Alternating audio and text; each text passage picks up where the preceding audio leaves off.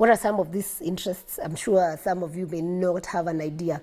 So most of these West African countries have a lot of minerals across, like there is gold. The three countries basically are major producers of gold and uranium.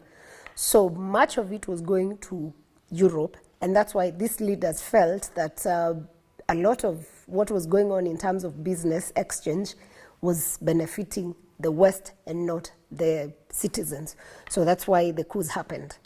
Something else that was key to note is that there were private military consultants that aided these people in doing the coups, and pretty much of them were from Russia. You would ask why Russia was interested in this.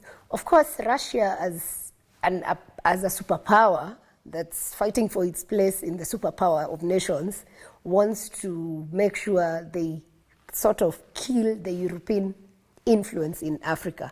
And how are they doing that? They came as the private military consultants for some of these nations.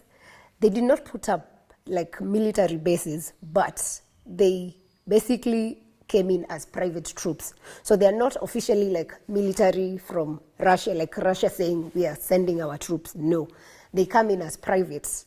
So when you come in as private, basically you're paid because you're providing security services and any other services that whoever asked you to help needs.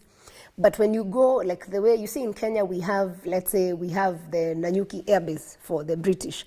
So what happens when you have a base like the one in Nanyuki, they pay Kenya to be here. That's the difference. Now, when you have the private military consultants, what they do is that you pay them because they are helping you, and they did not ask to help you. You basically went out and asked for help. So that's the difference, and that's why most of these coups were successful.